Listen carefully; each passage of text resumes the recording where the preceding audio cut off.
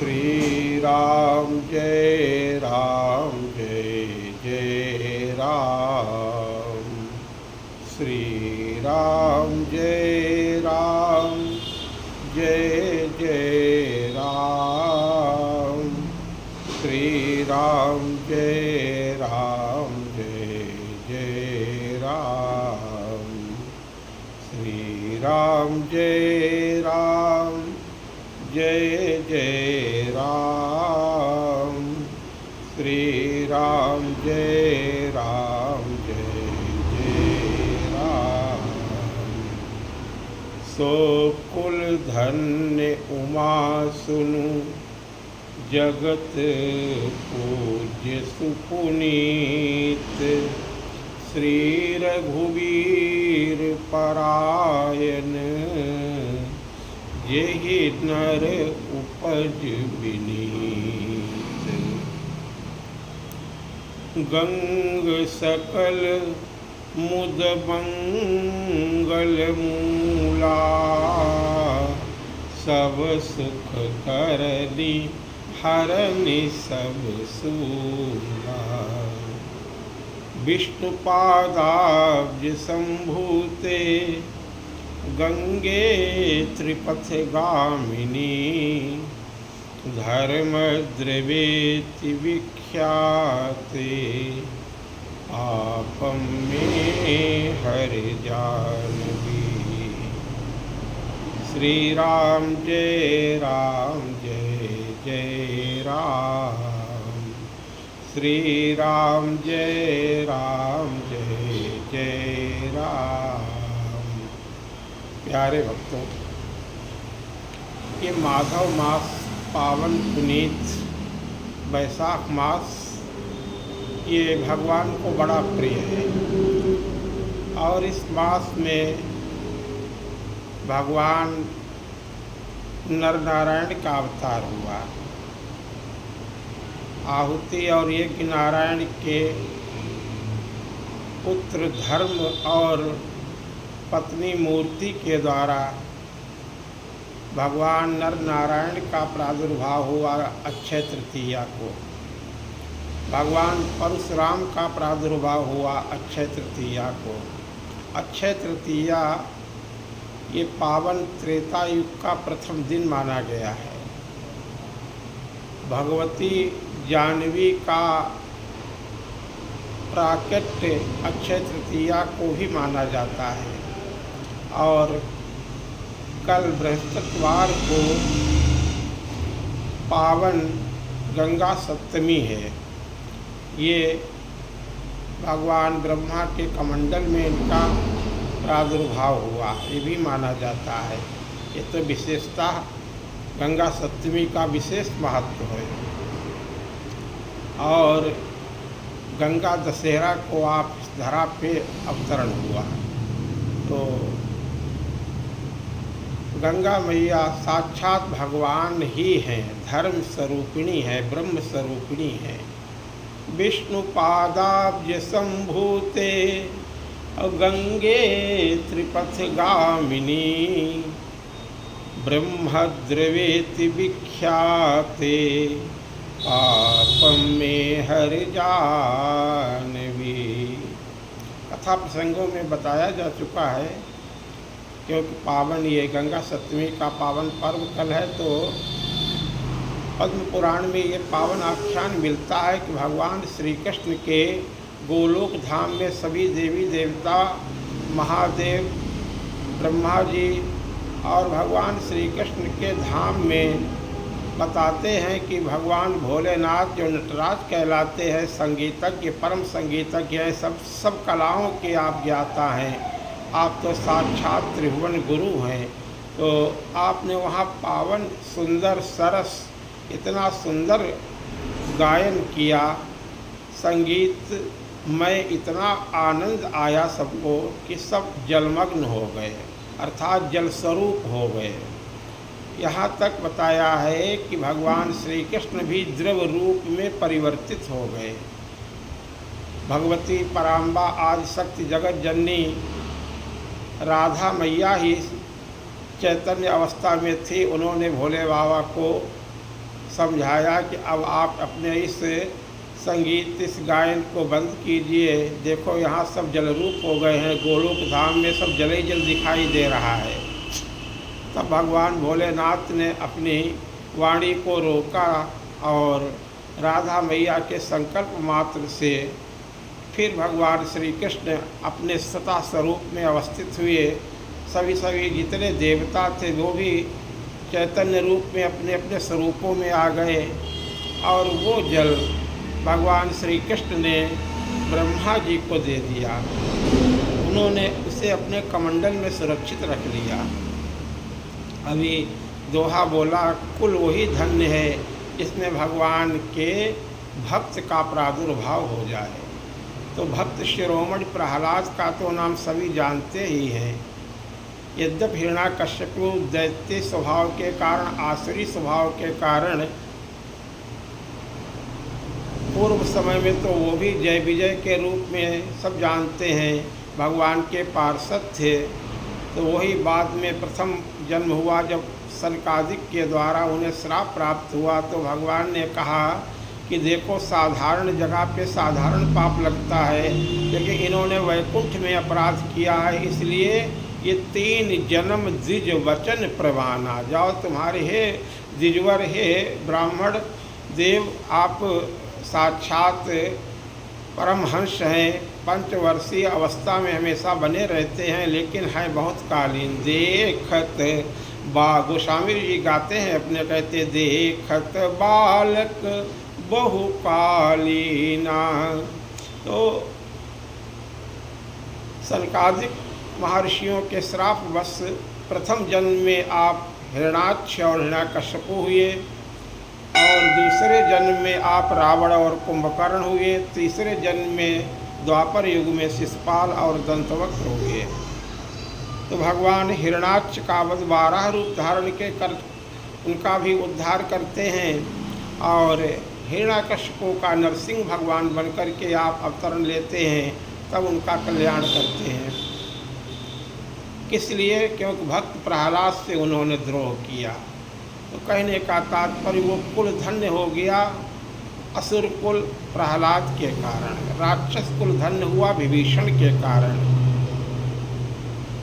धन्य तभी होता है भक्त के कारण, जो कुल भगवान के भक्त से अलंकृत हो जाता है उसका नाम हो जाता है। भगवान का अवतार हिरण्याकश्यपु के लिए नहीं हुआ, बल्कि प्रहलाद के लिए हुआ। भगवान का अवतार रावण के लिए नहीं हुआ, बल्कि विभीषण के लिए हुआ। कृपा सिंधु जनहित तन धरहि, अपने भक्तों की रक्षा के लिए भगवान को आना पड़ता है। तो प्रहलाद के पुत्र हुए विरोचन, वो भी बड़े दानी थे। उन्होंने तो अपना शीश ही दान कर दिया था इंद्र को।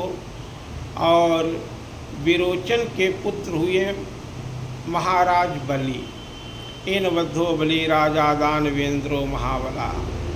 महाराज बलि की मंगलमयी कथा सब जानते हैं, फिर भी बता रहे हैं भगवान के मंगलमय इस महोत्सव में कि महाराज बलि ने 99 यज्ञ पूर्ण कर लिए, अश्वमेध यज्ञ, और वो 100वां यज्ञ पूर्ण करने जा रहे थे। इंद्र को भय हुआ, उससे पहले ही माता अदिति के पास आकर के देवताओं ने स्तुति की, और आपने पयोव्रत धारण करके 1 वर्षीय सिर्फ दुग्ध का आहार लेकर के आपने वो पावन व्रत पूर्ण किया, जिससे भगवान वामन का अवतरण हुआ। भगवान वामन को ब्रह्मचारी के रूप में सभी ने मूज, मेखला, छत्र, खड़ाऊँ सभी देवताओं ने अलग अलग प्रदान किए। और वो वामन भगवान जो है महाराज बलि के यहाँ उस समय यज्ञ चल रहा था, वहाँ आप पदार्पण करते हैं। भक्तराज बलि का 12 भागवतों में एक आपका नाम आता है। भगवान के जो 12 भागवत हैं, तो उनमें आप भगवान के परम भक्त हैं। तो उन्होंने स्वागत किया, सम्मान किया, पूजा की, और कहा कि आपका प्रयोजन जिस उद्देश्य से हुआ हो वो आप बताएं, हम पूर्ण करेंगे। इस दरबार से कोई याचक खाली हाथ नहीं जा सकता है। भगवान ने कहा, पहले तो प्रशंसा की, देखो, किसी से मांगना होता है तो पहले उसकी प्रशंसा भी करनी चाहिए। तो महाराज बलि से कहते हैं कि आपके अंदर ये जो सद्गुण हैं वो ऐसे ही नहीं है। आपके पिता बड़े दानी थे, अरे आपके परबाबा जो थे, बाबा जो थे, वो बड़े भक्तराज प्रहलाद को कौन नहीं जानता है। अरे आपका तो कुल ही बहुत अच्छा है, हम जानते हैं, लेकिन ब्राह्मण को संतोषी होना चाहिए, इसलिए हमें सिर्फ 3 पग भूमि चाहिए। बलि महाराज हंसने लगे, बोले समुद्र के पास जाकर के भी आप अंजलि भर जल मांगते हैं। अरे हम भूमंडल के शासक हैं, स्वर्गलोक पर भी हमारा अधिकार है, देवता भी हमसे थर्राते हैं, कांपते हैं, हमने सबको जीत लिया है। आप जो चाहो वो मांग लो, जितनी चाहो बताओ, पूरी पृथ्वी का राज्य आपको दे दें। भगवान वामन ने कहा नहीं, हमने जितना कहा है उतना ही हमें चाहिए। और जब उन्होंने संकल्प कर दिया, तिरवाचा कर दिया कि हम इतना देंगे, संकल्प बोलने के लिए जल ज्यों ही डालने लगे, क्योंकि गुरु जो है, गुरुदेव भगवान तो हमेशा शिष्य की रक्षा करने के लिए तत्पर रहते हैं। तो शुक्राचार्य भगवान की माया को समझ गए। उन्होंने समझाया कि महाराज ये साधारण ब्राह्मण नहीं है, ये साक्षात नारायण है, विष्णु है, बड़े मायावी हैं, आपको छलने के लिए आए हैं, आपका सर्वस्व हरण कर लेंगे, हमारी बात मानो। गुरु की बात मानने से ही भलाई होती है, धन्य हो। इसीलिए तो गोस्वामी जी कहते हैं बलि गुरु तजो, लेकिन भक्त भक्त होता, इसीलिए भक्तों में नाम है आपका। और बलि ने यही जवाब दिया कि भले ही ये नारायण हैं, लेकिन आज ये हमारे दरवाजे पे, एक भिखारी के दरवाजे पे दाता मांगने के लिए आया है, तो ऐसा सौभाग्य, इन्होंने तो सर्वस्व सबको दिया हुआ है, सब इन्हीं का तो है, तो ये मांगने के लिए आए हैं, तो हम इनको मना नहीं करेंगे, कुछ भी हो जाए। बलि ने देने का संकल्प करने लगे तो कहते हैं कि वो पहले कमंडल में जो टोटी लगी होती है उसके छिद्र में जाकर के आप बैठ गए कि जल ही नहीं गिरे। कितने दयालु गुरु होते हैं, लेकिन भगवान माया वो तो अंतर्यामी, वो समझ गए। उन्होंने कुशा का एक पतला सा सीख उठाया और छिद्र में डाल दिया। सूक्ष्म रूप में गुरुदेव भगवान शुक्राचार्य थे, कहते हैं कि उनकी एक आंख गायब हो गई, एक नयन के ही रह गए।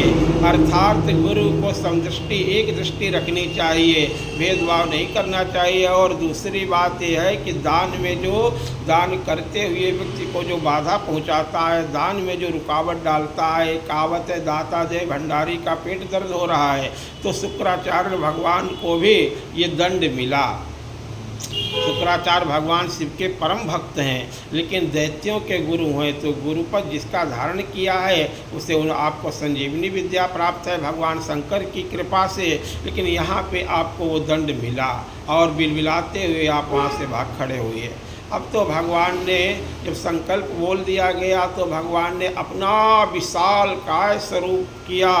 अब बताइए, भगवान ने बामन बन कर के, छोटे बन कर के, बहुत लघु बन कर के आपने याचना की थी, लेकिन बलि महाराज तार्किक प्रवृत्ति के अगर होते, भक्त तर्क नहीं करता है। तर्क न जाय बुद्धि मन बानी, राम अतर्क बुद्धि मन बानी, मत हमारे अस सुनहु सयानी। भवानी जी से कहते हैं भगवान भोलेनाथ कि भगवान परमात्मा तर्क का विषय है ही नहीं, वो तो श्रद्धा का विषय है, विश्वास का विषय है, प्रेम का विषय है। भगवान को तो भक्त मानते हैं, जिसको मान लिया मान लिया। भगवती पार्वती कहती हैं जिसको मान लिया मान लिया।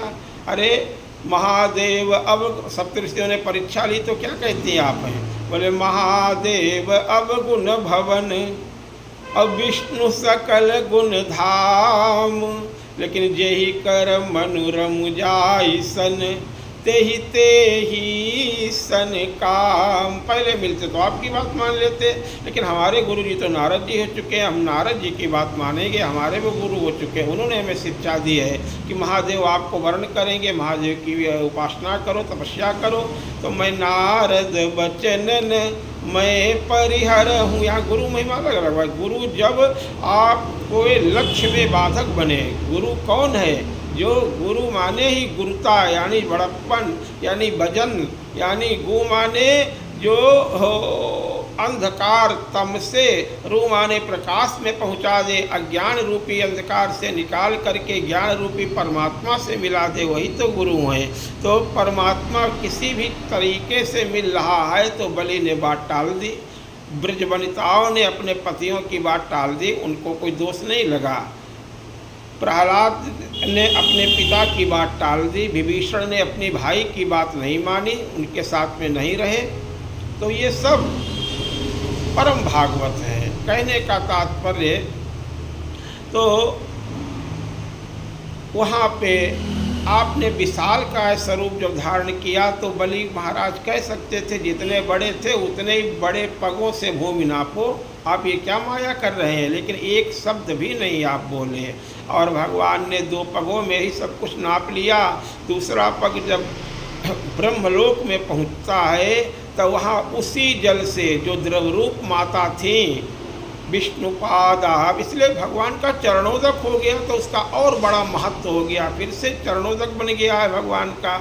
और दूसरे ये त्रिपित गामिनी है, तो तीनों जो भगवान के विशेष स्वरूप हैं, भगवान नारायण यानी विष्णु, भगवान ब्रह्मा सतरज तम के अधिष्ठात्र देवता ये है, देव स्वरूप हैं, इनके तीनों के साथ में आपका संयोग हो गया, इसलिए विशेष महिमा है गंगा मैया की। तो विष्णु भगवान के चरणों को तुरंत उसी जल से गंगा मैया के द्वारा उन्होंने प्रक्षालन किया, धोया और फिर कमंडल में वो जल डाल लिया। अब कोई महापुरुष आता है, कोई श्रेष्ठ आता है, कोई मान्य आता है, कोई सद्गुरु आता है, कोई संत आता है, भगवान आते हैं तो जल तो अपने पास से ही प्रयोग करेंगे। भगवान का जल गया था चरणोदक से, गंगा जी नहीं प्रकट हुई है, भगवान के पग से, यानी गंगा का प्राकट माँ का नहीं हुआ है, बल्कि ब्रह्मा जी के कमंडल में जो जल था उसी से उन्होंने वो चरणोदक, उसी से भगवान का चरण धोया और वो फिर अपने कमंडल में रख लिया तो और महिमा बढ़ गई।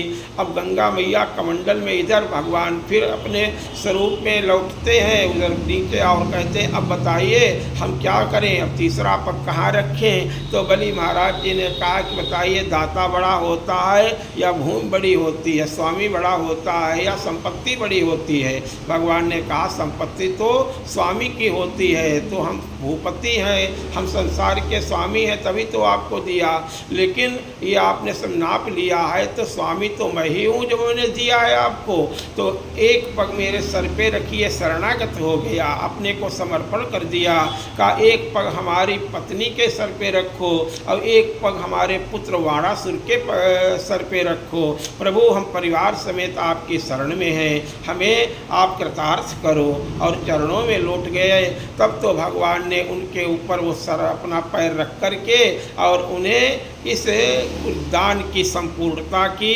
और भगवान इस दान के फल स्वरूप बलि महाराज से कहते हैं जो चाहो आप मांग लो, प्रभु आप हमसे प्रसन्न रहें। बहुत कहा तो भगवान ने कहा कि देखो अब स्वर्ग का राज्य तो बलि हम इंद्र को ही दे रहे हैं, अब इससे तो आप अभी इंद्र बनते, अगर ये पूर्ण हो जाता हम चाहें तो अभी बन भी सकते हैं, लेकिन मेरे कहने से तुम सुतल लोक को चले जाओ और वहाँ तब तक राज्य करो।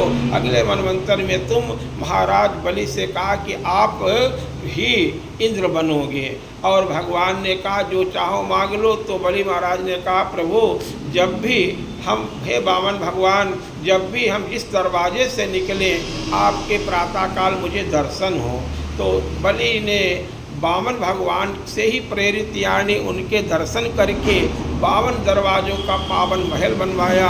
और भगवान आज भी उसके द्वारपाल बने हुए हैं एक रूप में। वो तो बाद में भगवती लक्ष्मी आई, ढूंढते हुए देखा द्वारपाल बने हुए हैं, भगवान ने काम नहीं जा सकते हैं, हम तो बंधन में पड़ गए हैं। तो माँ लक्ष्मी जी ने बलि के राखी बांध करके अपने पति को बंधन मुक्त कराया वहाँ से।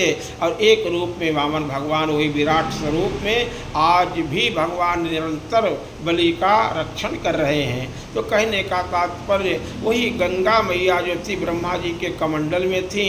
और आगे चल कर के इक्ष्वाक वंश में महाराज सागर ने जब यज्ञ किया तो उन्होंने भी अश्वमेध यज्ञ की कथा है। अश्वमेध यज्ञ किया। उनकी 2 पत्नियां थी, सुमति और केशनी। उनसे एक सुमति के तो एक ही पुत्र हुआ, और सगर यानी भगवान जो सगर, फिर चर्चा ज़्यादा लंबी हो जाएगी। कहने का तात्पर्य जो विष के सहित उत्पन्न हुए थे, उनकी माँ के सौतों ने उनको जहर दे दिया था उनकी माता को, लेकिन और ऋषि ने उनका रक्षण किया और उस गर के सहित, गरल के सहित अर्थात विष के सहित उनकी उत्पत्ति कराई, और अपने तपोबल से उन्हें सेना दे करके शत्रुओं पर विजय भी कराई। तो महाराज सगर जो हैं उनकी रानियों के द्वारा एक पुत्र हुआ एक रानी के, और केशनी के 60,000 पुत्र हुए। जो जिसने जैसा मांगा वो पिंड के रूप में उत्पन्न हुआ, और उसको 60,000 वो बीजों को महाराज गुरुदेव वशिष्ठ जी ने 60,000 घड़ों में शुद्ध जो है देसी गौ के शुद्ध घृत में, उसमें उन बीजों को डाल दिया घड़ों में, और एक एक दासी उस घड़ों की रक्षा के लिए नियुक्त कर दी। समय पा करके वो भी 60,000 पुत्रों में परिवर्तित हुए। और महाराज असमंजस जो पुत्र थे उनका विवाह हो चुका था, लेकिन उन्होंने अपनी ऐसी जानबूझ करके हरकतें की कि महाराज सगर ने उन्हें नगर से निकाल दिया। वो अयोध्या के राजपुत्र हैं, और अयोध्या के बच्चों को, नगरवासियों के बच्चों को ले जाकर के भगवती सरयू माता में जाकर के डुबो देते थे। तो उन्होंने शिकायत की आकर के, महाराज क्रोधित हो गए। बाद में योगी राज असमंजस ने सभी पुत्रों को लाकर के उनके माता पिता को सौंप दिया, और पिताजी से कहा, पिताजी मोह बंधन में पड़े होने के कारण बिना पिता की आज्ञा, माता की आज्ञा हम नहीं जा सकते थे। अब आपने आज्ञा दे दी है, यही हम चाहते थे, अब हमें विदा करो। और आप योगी राज वो महात्मा स्वरूप में वन को तपस्या के लिए चले गए। तब तक आपका एक पुत्र हो चुका था, उनका नाम था अंशुमान। तो इन्होंने यज्ञ किया, और यज्ञ का घोड़ा भ्रमण करते हुए चारों तरफ विचरण कर रहा था। तो इंद्र को भय हुआ, हमेशा ही इंद्रिय सुरन ज्ञान सुवाई। तो वो तो जानते हैं कि हमारा पद न कोई छीन ले, देवता भी, और उसमें तो इंद्र तो किसी की तपस्या देख करके तुरंत सक्रिय हो जाते हैं कि हमारा स्वर्ग न चला जाए। खैर, कहने का तात्पर्य ये देवताओं में भी है। तो देवताओं के इस माया जाल के कारण इंद्र ने वो है घोड़ा महाराज कपिल के, ऋषिवर भगवान कपिल के आश्रम में गंगा सागर में जाकर के, जहाँ आजकल गंगा सागर वहाँ कपिल जी का आश्रम भी है। ये देवहूति और करदम ऋषि के पुत्र हैं, साक्षात भगवान के ही अवतार हैं। वहाँ वो तपस्यारत थे, और वहाँ उन्होंने बांध दिया घोड़ा। ये 60,000 पुत्रों ने सौर सैन्य बल के साथ सब कहीं खोजा, नहीं मिले तो पृथ्वी को खोदना शुरू कर दिया। और वहाँ जाकर के जब घोड़ा बंधा हुआ देखा तो चोर समझ करके उन्हें मारो मारो, काटो काटो, नाना प्रकार के दुर्वचन कहते हुए जब शोर मचाया, तो भगवान कपिल ने अपनी क्रोधाग्नि के द्वारा, दिव्य दृष्टि के द्वारा उन्हें भस्म कर दिया।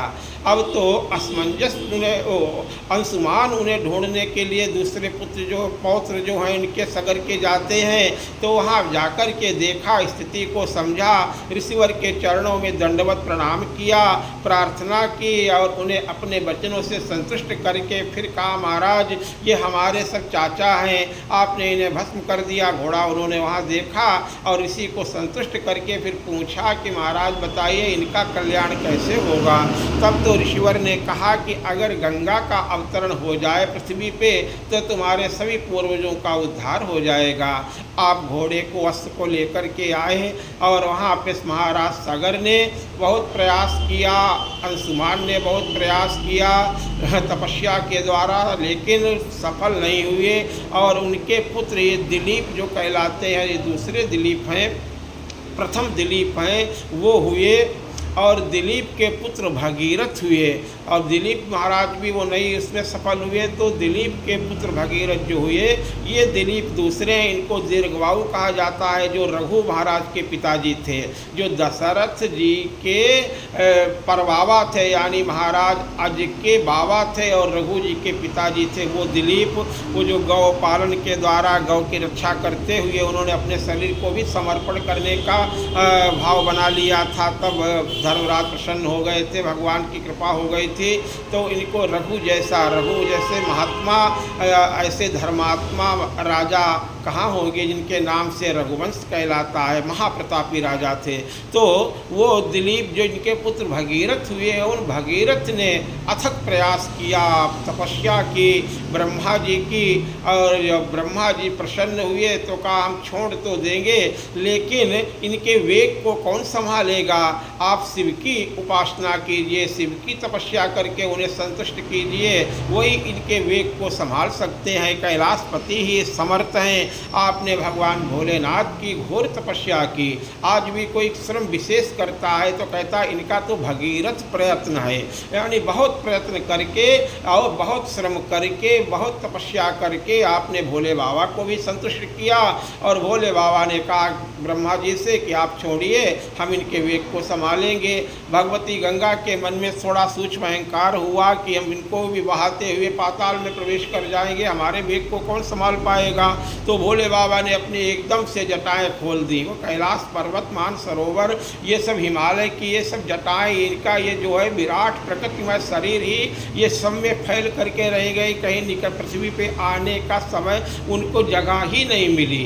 गोमुखी जहाँ गंगोत्री जाते हैं, ये शिव स्वरूप हिमालय पर्वत और भगवान का वो दिव्य स्वरूप है, ये तो परमात्मा का ही तो सत्स्वरूप है।